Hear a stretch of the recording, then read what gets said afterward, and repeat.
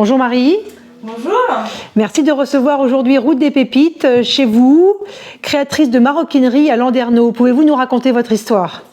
Alors, j'ai fait une reconversion professionnelle il y a un peu plus de 7 ans maintenant, où j'ai fait 10 mois de formation à l'AFPA de Cholet, qui m'a appris le métier du coup d'artisan créateur de maroquinerie. Et je me suis installée donc, maintenant il y a à peu près 5 ans sur Landerneau. Et mon but c'était de faire connaître le cuir de poisson en le mélangeant avec du cuir de vache. Quel type de poisson travaillez-vous? Alors je travaille 2 types de poissons, il y a le cuir de saumon et le cuir d'esturgeon. Et ce sont que des cuirs qui sont tannés à base de plantes, comme mes cuirs de vache d'ailleurs, que vous pouvez voir ici. Donc j'ai plusieurs, voilà, là c'est l'esturgeon. Ici vous avez, c'est de la peau noire et la peau marron, c'est l'esturgeon. On reconnaît bien avec les épines dorsales que vous voyez ici. Voilà, ce sont les dessins qu'offrent les épines dorsales. C'est un poisson qui est un peu plus rigide que le saumon. Et ici vous avez différents saumons, donc plus ou moins travaillés.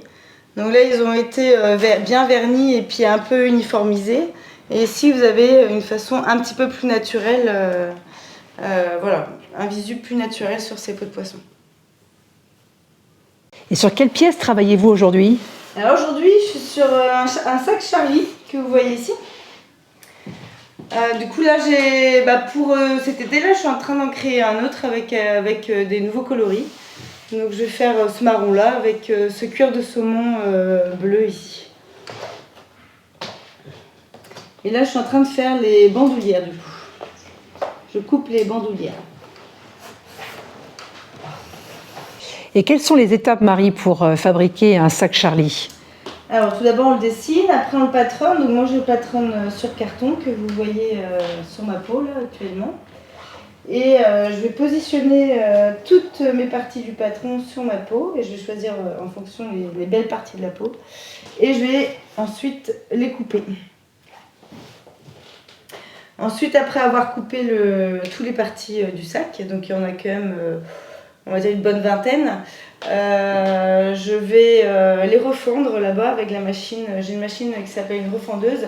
Ça me permet de diminuer le cuir dans l'épaisseur et de pouvoir faire toutes mes doublures en cuir.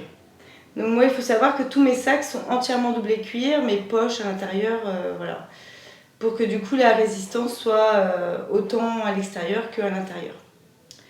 Après avoir refendu, je vais parer, donc c'est aussi un petit jargon de maroquinier.